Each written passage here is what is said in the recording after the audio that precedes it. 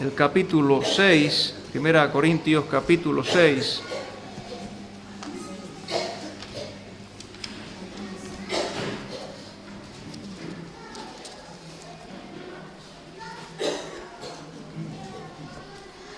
Y vamos a leer desde el versículo 1 hasta el 11. 1 Corintios 6, del 1 hasta el 11. Dice así la palabra del Señor. ¿Osa alguno de vosotros, cuando tiene algo contra otro, ir a juicio delante de los injustos y no delante de los santos? ¿O no sabéis que los santos han de juzgar al mundo? Y si el mundo ha de ser juzgado por vosotros, ¿sois indignos de juzgar cosas muy pequeñas? ¿O no sabéis que hemos de juzgar a los ángeles? ¿Cuántos más las cosas de esta vida? Si pues tenéis juicio sobre cosas de esta vida, ¿ponéis para juzgar a los que son de menor estima en la iglesia? Para avergonzaros lo digo. Pues ¿qué? ¿No hay entre vosotros sabio ni aun uno que pueda juzgar entre sus hermanos? Sino que el hermano con el hermano pleitea en juicio, y esto ante los incrédulos. Así que, por cierto, es ya una falta, esto es una pérdida, es una derrota en vosotros, 6:7, que tengáis pleitos entre vosotros mismos. ¿Por qué no sufrís más bien el agravio? ¿Por qué no sufrís más bien el ser defraudado? Pero vosotros cometéis el agravio y defraudáis, y esto a los hermanos. ¿No sabéis que los injustos no heredarán el reino de Dios? No erréis, ni los fornicarios, ni los idólatras, ni los adúlteros, ni los afeminados, ni los que se echan con varones, ni los ladrones, ni los avaros, ni los borrachos, ni los maldicientes, ni los estafadores heredarán el reino de Dios. Y esto erais algunos, mas ya habéis sido lavados, ya habéis sido santificados, ya habéis sido justificados en el nombre del Señor Jesús y por el Espíritu de nuestro Dios. Que el Señor bendiga su palabra. Amén. Amén. Y en esta mañana, con la ayuda del Señor, tenemos que pararnos en los versículos 9 al 11 de esta porción bíblica. Y en este caso tenemos que enfrentarnos ante un concepto que afectó a los corintios y que puede afectar también hoy a la iglesia. Una idea, una corriente de pensamiento, una suposición errónea. Y es el hecho de la banalización del pecado. La cuestión que estriba en suavizar, en minimizar, en quitarle importancia en nuestro concepto, en nuestra mente, en nuestra valoración al pecado. Quizás algunos entre los corintios habían adoptado esta actitud frente al pecado. Miren un poquito más atrás, capítulo 5, versículo 13, ahí se estaba hablando de un pecado de incesto que había en medio de la congregación, de una persona en concreto, y dice: porque a los que están fuera Dios juzgará, pero a lo que respecta a los que están dentro, dice: quitad pues a ese perverso de entre vosotros. Y por lo tanto había que actuar, en este caso, con disciplina. Pero en el capítulo 6, que el que estamos mirando ahora, sabemos que había conflictos entre creyentes y que esos conflictos estaban ocasionando que alguno, dice, osara ir a los tribunales del mundo para tratar de obtener justicia.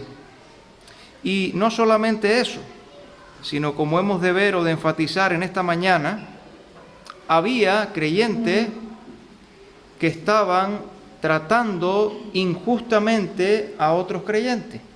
Lo veremos, si Dios lo permite, dentro de un poco.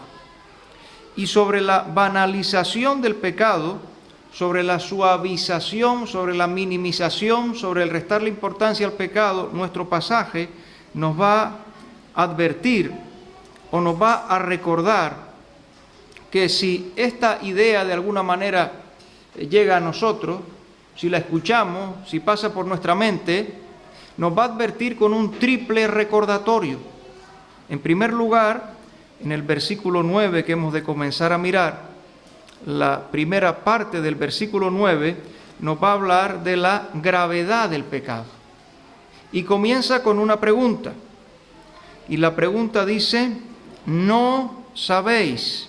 Y ese no sabéis va a tener que ver, digo, con la gravedad del pecado. Esta expresión no sabéis se encuentra en 10 ocasiones en esta primera epístola a los Corintios. Ahora, estamos en el capítulo 6. En el capítulo 6, esta pregunta, ¿no sabéis? Miren que esto es muy fácil de recordar.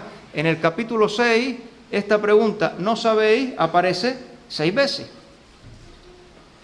Y en este capítulo 6, que se divide en 2 párrafos o 2 secciones, de los versículos 1 al 11 es una sección, un párrafo, del 12 al 20 hay otra, pues cada una de esas 2 partes contiene 3 veces esa pregunta. Y si pudiéramos afinar un poquito más, si tuviéramos aquí a ese hermano que todos recordamos por su código numérico, pues aparece 3 veces en cada sección, pero aparece en una secuencia de 2 más 1. De 2 más 1. ¿Por qué? Porque miren, versículos 2 y 3 está o no sabéis, y luego el versículo 9. Es decir, primero 2 y luego 1. Y en la segunda sección tenemos versículos 15 y 16, ahí tenemos el 2, y en el 19, o ignoráis, que es lo mismo, solo que los traductores aquí han usado por cuestión de contexto, pero es lo mismo, no sabéis o no ignoráis. En este caso estamos en la última vez que aparece en esta primera sección, la tercera vez. Y esta pregunta, no sabéis, evidentemente, remite a que lo que se va a decir a continuación era sabido, era conocido. Es una pregunta retórica, no espera respuesta, sino lo que va a hacer es insistir sobre que esto es algo básico que como creyentes ellos tenían que conocer, en este caso acerca de la gravedad del pecado. Sigue diciendo la pregunta, ¿no sabéis que los injustos?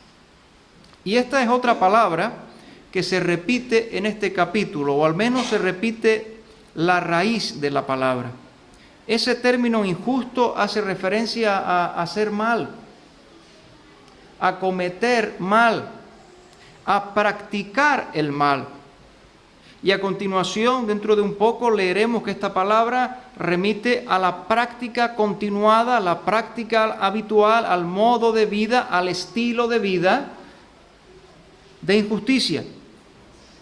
Ahora bien, si hemos notado, que seguro que sí, en el versículo 1 de este capítulo, era la primera vez que leíamos la palabra injusto. Dice versículo 1, osa alguno de vosotros cuando tiene algo contra otro ir a juicio delante de los, ahí está la palabra, injustos y no delante de los santos. Y esta palabra injustos está identificando a los incrédulos. Ahora el versículo 6. Así que el hermano con el hermano pleitea en juicio y esto ante los incrédulos. Pero en el contexto más inmediato, esta palabra injustos, en el versículo 9, debe remitirnos al versículo anterior, es decir, al versículo 8. Versículo 8 dice, pero vosotros cometéis dice ahora, agravio.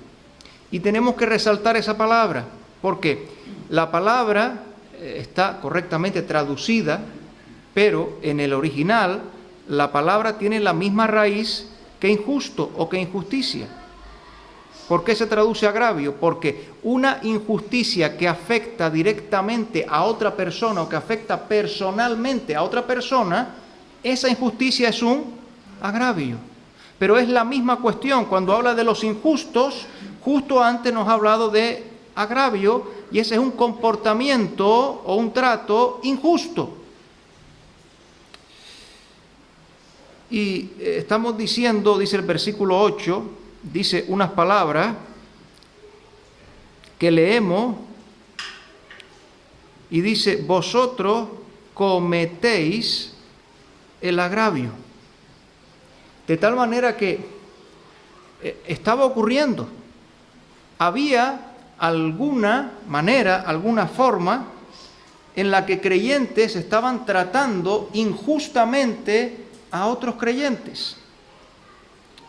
Y yo estaba pensando de qué manera eso se puede concretar, ¿verdad?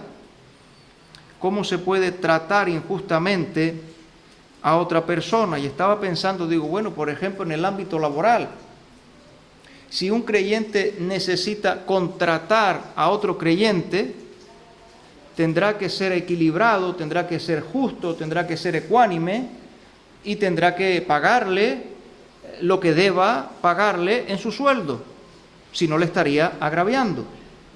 Pero si un creyente trabaja para otro creyente, tendrá que ser responsable, tendrá que ser cumplidor, tendrá que ser laborioso para no estar agraviando a aquel que lo está empleando. Y recordaba el versículo de 1 Timoteo 6, versículo 2, vamos simplemente a mirarlo, que habla ahí del trato entre siervos y esclavos que existía en aquella época, 1 Timoteo 6, 2.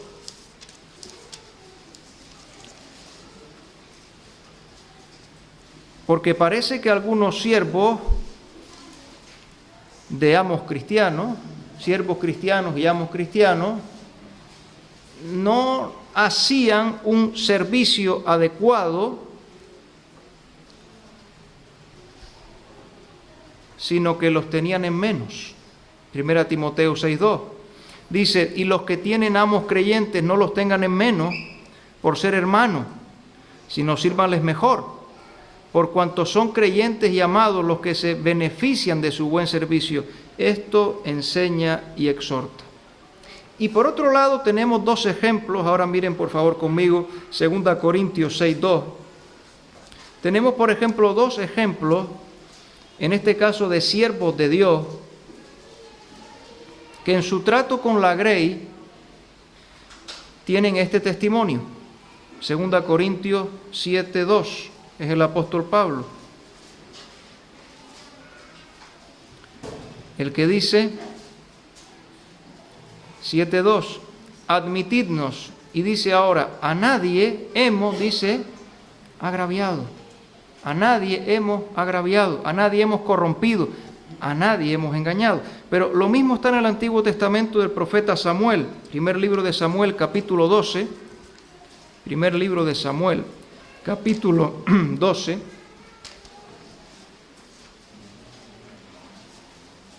donde este profeta dice, primer libro de Samuel 12, 3 y 4, y aquí tenemos varios ejemplos de cómo se podría agraviar. Dice, aquí estoy, atestiguad contra mí delante de Jehová y delante de su ungido. Si he tomado el buey de alguno, si he tomado el asno de alguno, si he calumniado a alguien, si he agraviado a alguno, o si de alguien he tomado cohecho para cegar mis ojos con él, y os lo restituiré. Entonces dijeron, nunca nos has calumniado, ni agraviado, ni has tomado algo de mano de algún hombre. Muy al contrario, ahora miremos Isaías capítulo 1, versículo 17. Muy al contrario, Isaías 1, 17. Muy al contrario, los creyentes deberíamos ser, y más unos con otros, hacedores del bien. Y en cuanto tengamos oportunidad, hagamos bien a todos y mayormente a la familia de la fe. Y la cuestión no es qué poco daño puedo hacer, sino cuánto bien puedo hacer a otro. Como el Señor Jesús se dice de él que anduvo haciendo bien. Nosotros debemos imitar al Señor Jesús. Miren Isaías 1, 16 y 17, dice, lavaos y limpiaos, quitad la iniquidad de vuestras obras de delante de mis ojos, dejad de hacer lo malo, aprended a hacer el bien, buscad el juicio, y dice ahora, restituid al agraviado. Si tenemos algo que ver con el agravio, sea con ayudar a restituir o a consolar o a fortalecer a alguien que ha sufrido un agravio, no cometerlo. Haced justicia al huérfano, amparad a la viuda. qué triste es lo que dice en 1 Corintios capítulo 6, vosotros cometéis el agravio. Y luego añade, y defraudáis, y defraudáis. Seguimos en nuestro pasaje en 1 Corintios 6, versículo 9. Después de esa afirmación viene esta pregunta. Esta pregunta va a hablar de la gravedad del pecado. Es un recordatorio sobre la gravedad del pecado porque estaba siendo minimizado. ¿No sabéis que los injustos, dice ahora, no heredarán el reino de Dios? Y esta afirmación se repite, aparece aquí y de nuevo en el versículo 10 al final. Aparece en dos ocasiones. Aparece en dos ocasiones porque aparece con énfasis, porque aparece de tal manera que debe de quedar bien claro, no heredarán el reino de Dios. Y aquí nosotros podríamos mirar atrás a Juan capítulo 3, los versículos 3 y 5, Juan capítulo 3, 3 y 5, porque el Señor Jesús cuando habla con Nicodemo, aquel que viene de noche, también en dos ocasiones le habla de una imposibilidad de entrar en el reino de Dios.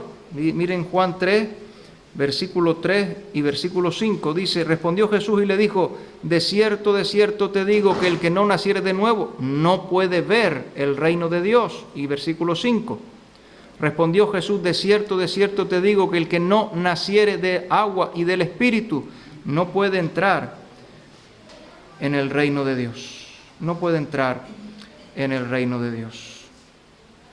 Y tenemos que pensar entonces en el reino de Dios. No heredarán el reino de Dios. En Santiago capítulo 2 está escrito que este es el reino que Dios ha preparado para los que le aman. Vamos a leerlo. Santiago 2, 25. Podemos decirlo, pero seguramente hay más provecho si lo leemos todo junto. El reino que Dios ha preparado para los que le aman.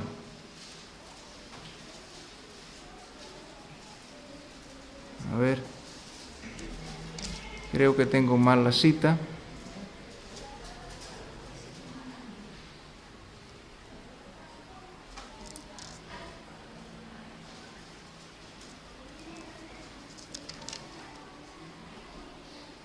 Bueno, voy a tener que dejar la cita porque la copié mal, pero bueno, está hablando exactamente de esto. Herederos del reino. Está hablando de que los pobres de este mundo, a los cuales Dios ha elegido para ser herederos del reino para los que le aman. ¿Por qué quería citar ese versículo? Disculpen que tenga mal la cita. Quería citar ese versículo por dos razones. La primera es porque nosotros le amamos a Él porque Él nos amó primero. Y este reino tiene que ver para los que aman a Dios. Capítulo 2, versículo 5. Gracias. Capítulo 2, versículo 5. Dice, hermanos míos amados, oíd, ¿no ha elegido Dios a los pobres de este mundo para que sean ricos en fe? Y ahí está la expresión que queríamos destacar. Herederos del reino que ha prometido a los que le aman. Y decía que este versículo lo traía a colación por el hecho de que amamos a Dios porque Él nos amó primero. ¿Cómo se verifica el amor a Dios? La Escritura dice que el amor a Dios se prueba de al menos dos maneras. Si me amáis, guardad mis mandamientos, por lo tanto en la obediencia a su palabra. Pero también en 1 de Juan capítulo 3, versículos 16 y 17, nos habla de que el amor a Dios se verifica en el amor fraternal. 1 de Juan capítulo 3, 16 y 17, dice, en esto hemos conocido el amor, en que Él puso su vida por nosotros. Cristo puso su vida por nosotros. También nosotros debemos poner nuestras vidas por los hermanos. Pero el que tiene bienes de este mundo y ve a su hermano tener necesidad y cierra contra él su corazón, ¿cómo mora el amor de Dios en él? Y aquí no estamos hablando en nuestro pasaje tristemente de los que daban a los hermanos, sino de los que quitaban a los hermanos. Y algo más adelante también nos dirá que cómo es posible decir que amamos a Dios. Capítulo 4, versículo 20. Si alguno dice yo amo a Dios y aborrece a su hermano, es mentiroso, pues el que no ama a su hermano a quien ha visto, ¿cómo puede amar a Dios a quien no ha visto? Y estamos diciendo que este reino es para los que le aman. Pero en nuestro pasaje, en 1 Corintios 6, no es este el énfasis. Este es un aspecto complementario de otras partes de la Escritura. El énfasis que tenemos en 1 Corintios capítulo 6 está entre la vinculación entre el reino de Dios y la justicia de Dios. Es cierto que este reino tiene que ver con el amor, pero tiene que ver también con la justicia. Esto está explicado en Romanos capítulo 14 y versículo 17. Hoy vamos a mover las páginas de la Biblia. Romanos 14, 17. Romanos 14, 17. Donde está escrito: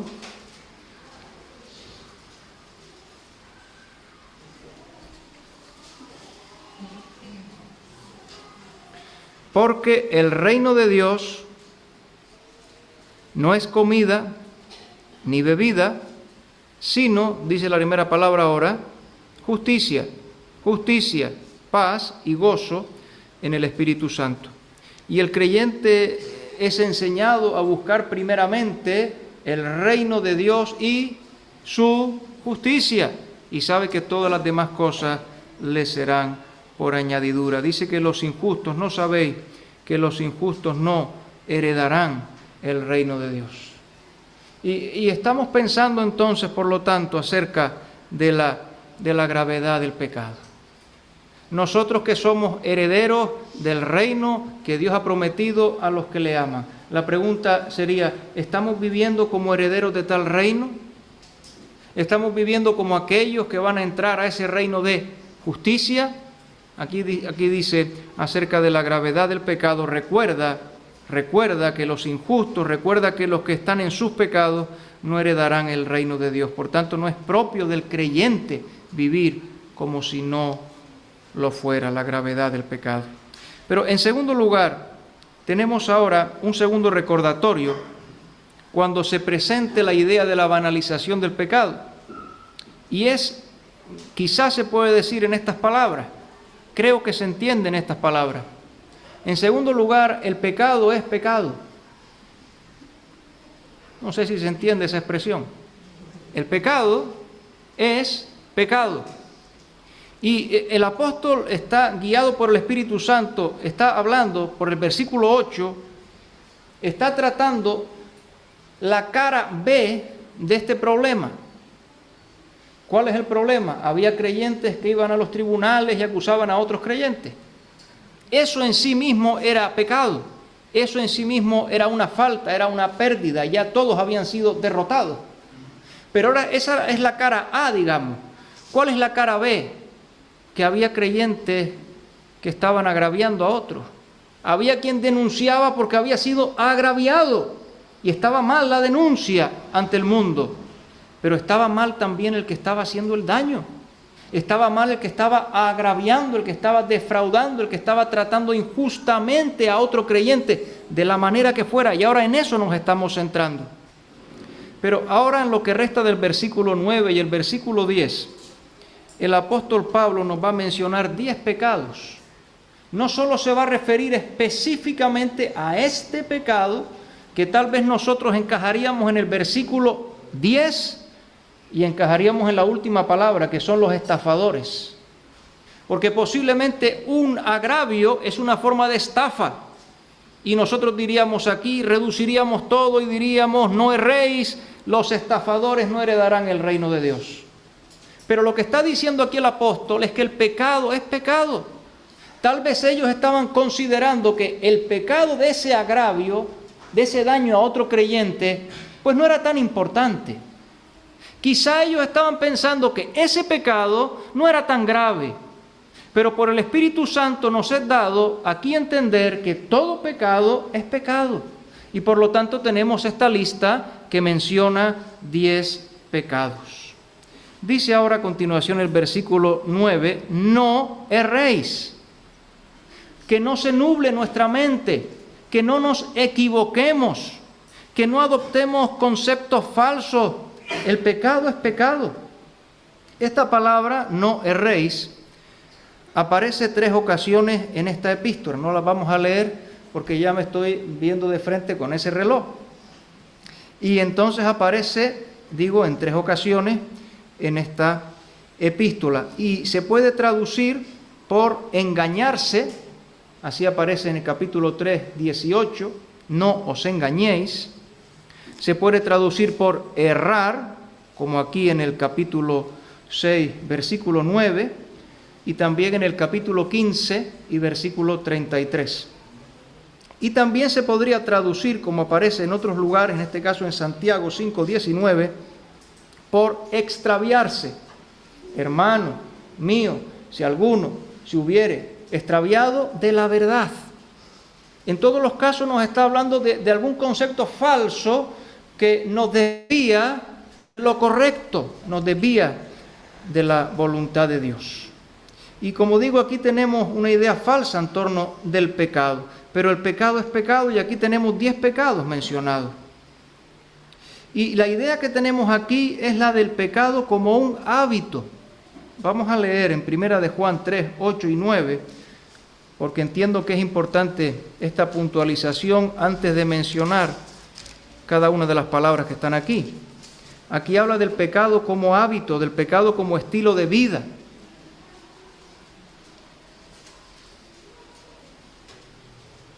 Primera de Juan 3, 8 y 9.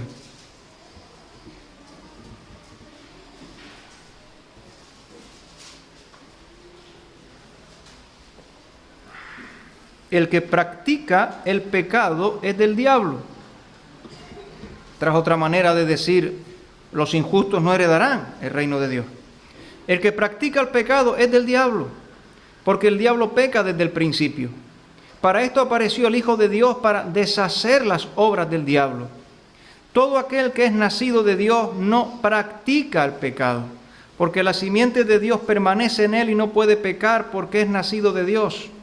Evidentemente el creyente puede caer en el pecado, pero el creyente no practica el pecado. Ese no es su estilo de vida, esa no es su manera de conducta.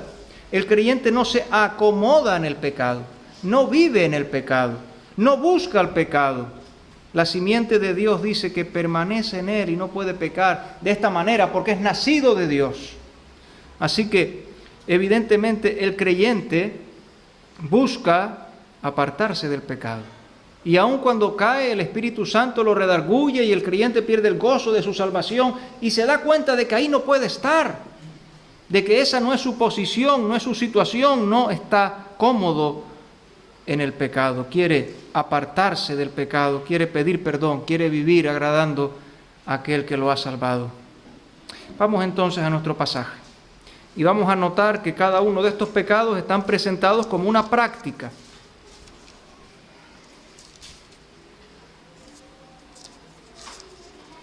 1 Corintios 6, versículo 9 dice, ni los fornicarios. Y la palabra fornicación tiene que ver con la relación sexual ilícita de una persona que no está casada, de una persona soltera. Se va a reiterar en el versículo 18 que dice al principio, huid de la fornicación. Y nos hace pensar en ese José de la antigüedad ante la insistencia nefasta de la mujer de su amo Potifar. Y José fue un hombre valiente. ¿Y por qué fue valiente? Porque salió corriendo ante la tentación. Y él así venció. Y él así fue un hombre que temió a Dios y que agradó a Dios. Dice los fornicarios. Sigo leyendo. Ni los idólatras. En este caso, los idólatras son los que adoran a cualquier dios falso, siguen cualquier sistema religioso falso. Cuando se habla de los tesalonicenses, se habla de que se convirtieron de los ídolos para seguir al Dios vivo y verdadero. Y esta palabra idólatra posiblemente está situada en este punto del pasaje porque la idolatría se asociaba con prácticas de inmoralidad, se asociaba con la fornicación. Si leyéramos en Números capítulo 25, lo voy a saltar porque ya creo que el tiempo va muy deprisa, pero en Números 25 del 1 al 3 tenemos cómo había ahí un falso profeta que animaba al pueblo de Israel a sacrificar a los ídolos y a cometer fornicación. Luego eso se repite en Apocalipsis 2, versículo 20. La idolatría se asociaba con la fornicación. Sigue diciendo el pasaje, ni los adúlteros. Y el adulterio es la relación sexual ilícita de parte de una persona que está casada. Esa es la diferencia entre la fornicación y el adulterio. Pero el Señor Jesucristo, lo decimos solo de paso, pero el Señor Jesucristo en Mateo 5:28 dijo que también es adulterio el mirar codiciando a otra mujer. Cualquiera que mira a una mujer para codiciarla ya adulteró con ella, dice, en su corazón. Así que el adulterio también puede ser un pecado de la mente. Y en Hebreos 13, versículo 4, está escrito que a los fornicarios y a los adúlteros los juzgará Dios. Por tanto, que sea sin mancha y que sea honroso en todo el lecho sin mancilla. Pero seguimos. Dice ahora a continuación, ni los afeminados. Y esta expresión se refiere a aquellos que intercambian su papel sexual y que el hombre que actúa en una relación sexual como si fuera una mujer. Por supuesto, esta palabra incluye, vamos a buscar un pasaje en lo que yo lo voy comentando, Deuteronomio 22:5, esta palabra incluye el cambio de sexo o el uso de ropa del sexo opuesto. Deuteronomio 22:5. Deuteronomio 22:5.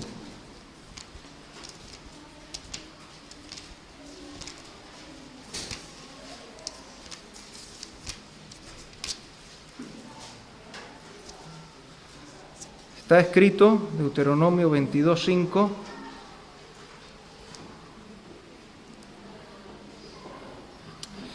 No vestirá la mujer traje de hombre, ni el hombre vestirá ropa de mujer,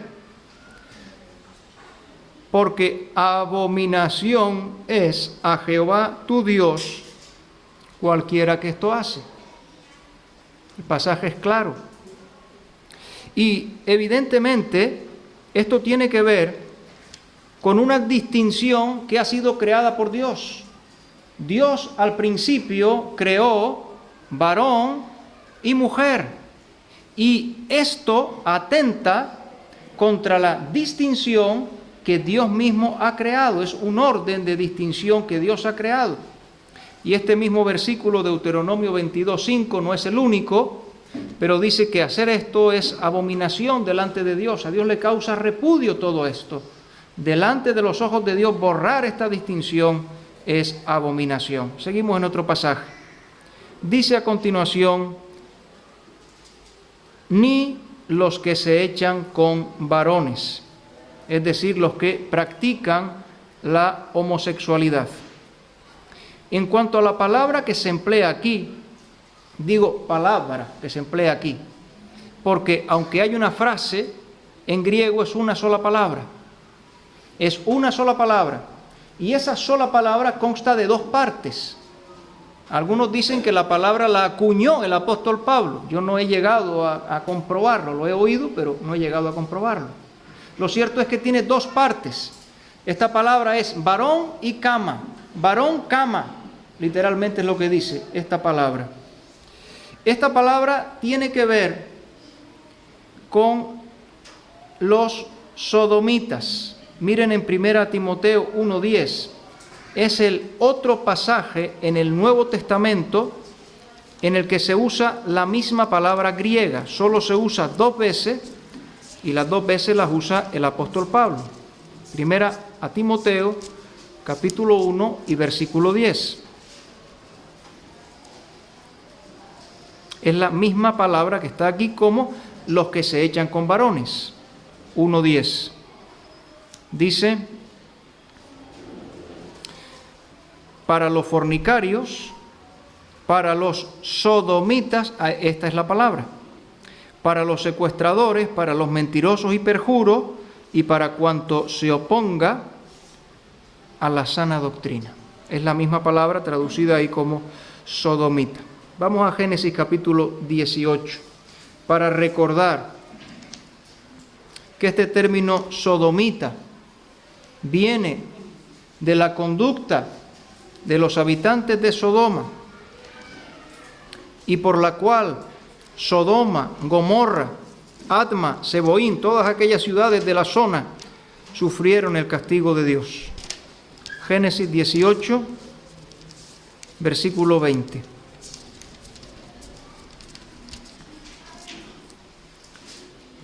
Entonces Jehová le dijo, por cuanto el clamor contra Sodoma y Gomorra se aumenta más y más y el pecado de ellos se ha agravado en extremo, descenderé ahora y veré si han consumado su obra según el clamor que ha venido hasta mí y si no lo sabré.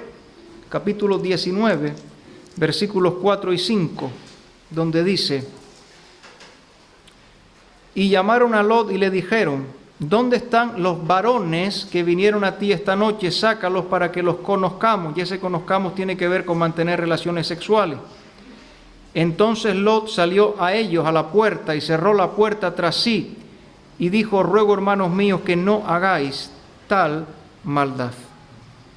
En el Nuevo Testamento se nos dirá en 2 de Pedro capítulo 2 y versículo 6 una advertencia.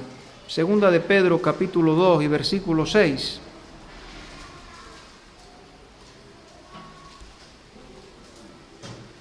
Y es la manera en la cual nosotros entendemos estas cosas, según la misma Escritura nos alumbra.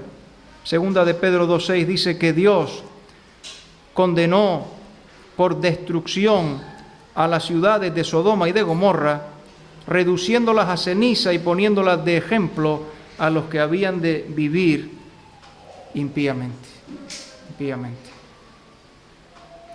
Seguimos en nuestro pasaje. 1 Corintios capítulo 6 y versículo 10. Dice a continuación, ni los ladrones. Bueno, los ladrones son evidentemente los que toman lo que no les pertenece. Ahora, en este caso hemos de decir que de la lista de pecados que aparecen en el capítulo 5, que había una lista en el versículo 11, no la leemos, pero está ahí, en nuestro caso se repiten 5 palabras. Hay 10 palabras, aquí se han repetido 5. Pero que la palabra ladrón que aparece en el capítulo 5, versículo 11, que hablamos en alguna ocasión anterior, tiene que ver con el que hace uso de la fuerza, como hace un ave o un animal rapaz, violento. Pero en este caso está usando otro término. Cuando habla aquí de ladrón, está hablando del que roba haciendo uso de la mente o haciendo uso de la astucia. El que roba, pero sin necesidad de daño, sino con el uso de la astucia. Esa palabra también se usaba cuando se hablaba del ladrón que viene por la noche y que está todo el mundo dormido. Él no necesita hacerle daño a nadie. Simplemente ha pensado cuál es la mejor manera para entrar a esa casa. ¿Cuándo van a estar descuidados? Yo entro sin hacer ruido y me llevo todo lo que quiera. Ese es el ladrón que está aquí mencionado, el ladrón que usa la astucia. Por ejemplo, en Mateo 6, 19 y 20 se usa esa palabra, o 24, 43. Pero seguimos leyendo. Dice también, los avaros. Y alguien dijo, creo que con razón, que los ladrones y los avaros son culpables del mismo pecado, del pecado de la codicia. Lo que pasa es que el avaro está en su corazón acariciándolo, mientras que el ladrón da el siguiente paso, que el siguiente paso es buscar la estrategia para ver de qué manera puedo yo hacerme con lo que me quiero quedar. Quiero tener más y voy a usar los medios que necesite para quedarme con ellos. Sigue diciendo el versículo: ni los borrachos, y los borrachos son los que tienen adicción al alcohol, que han perdido en este punto, por la razón que sea, el dominio propio y que dependen de la bebida, Y recordamos, por supuesto, que el Señor puede dar libertad a los cautivos, que Él vino para dar libertad a los cautivos y que si el Hijo libertare seréis verdaderamente libres, y que no os embriaguéis con vino, en lo cual hay disolución, antes bien sed llenos del Espíritu Santo. Seguimos leyendo. Los maldicientes, ni los maldicientes. ¿Quiénes son los maldicientes? Los que tienen el hábito de usar palabras destructivas. Hay personas que desgraciadamente han tomado el hábito de decir palabras duras y menospreciadoras y palabras que hacen daño, y esa es su forma de vida, insultando, ofendiendo o incluso tratando de destruir. Piensan que ellos se construyen como personas y pueden pisar al que tienen al lado. Y eso sería un maldiciente. Y por último dice ahora, ni los estafadores. Y como decía antes, quizá aquí nos estamos situando ante esas palabras: vosotros cometéis el agravio, ni los estafadores. Embaucadores o usurpadores que se aprovechan de la necesidad de otros, que se aprovechan de la dificultad de otros para conseguir ganancia económica. Eso sería un estafador, el que despoja los bienes de otros por medio del engaño. Y llegado a este punto decimos lo que ya antes hemos anticipado, que todo pecado es pecado, que todo pecado es injusticia y que todo pecado desagrada a Dios, que Dios es justo y que Dios es santo, y que solo podemos decir aquí que el pecado es pecado y no lo podemos minusvalorar. Ni los estafadores, dice, heredarán el reino de Dios. Así que tenemos dos recordatorios acerca de cuando se quiera banalizar el pecado. El primero tiene que ver con la gravedad del pecado, el segundo tiene que ver con que el pecado es pecado. Nos resta un tercer recordatorio, que está en el versículo 11. ¿Cuál es el tercer recordatorio? Es el de la posición actual del creyente. Si alguien trata de convencernos de que el pecado no es grave, de que el pecado no es importante, de que no pasa nada, puedes recordar también, hermano, tu posición como creyente, tu posición actual como creyente. Versículo 11 dice: y esto erais algunos. Está diciendo que algunos de los corintios habían tenido en su vida pasada esta manera, y que eso era parte del pasado, eran algunos y que era parte del pasado. Pero, o más, ya habéis sido lavados. Y esta es la primera de tres expresiones que presentan la posición actual del creyente.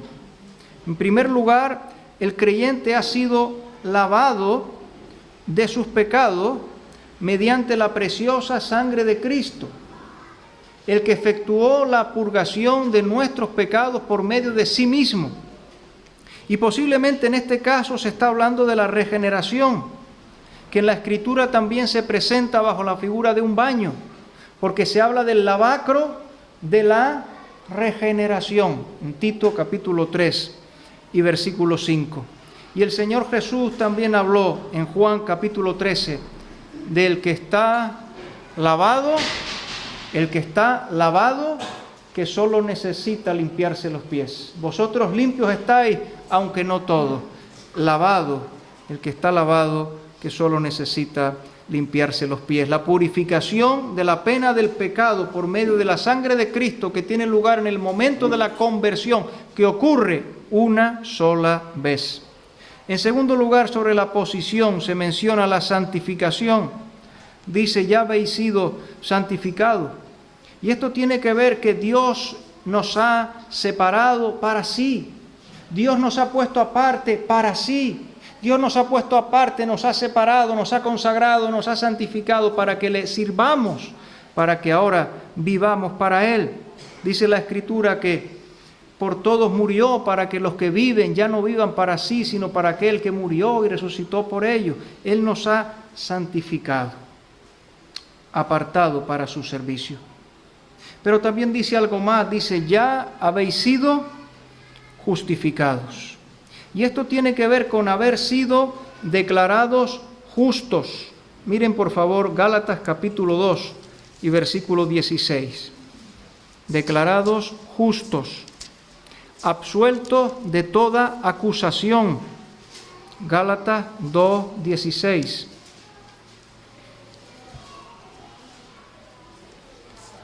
Dice, sabiendo que el hombre no es justificado por las obras de la ley, sino por la fe de Jesucristo, nosotros también hemos creído en Jesucristo para ser justificados por la fe de Cristo y no por las obras de la ley, por cuanto por las obras de la ley nadie será justificado. Y leo también Romanos 3, donde dice, versículo 24, siendo justificados gratuitamente por su gracia, mediante la redención que es en Cristo Jesús.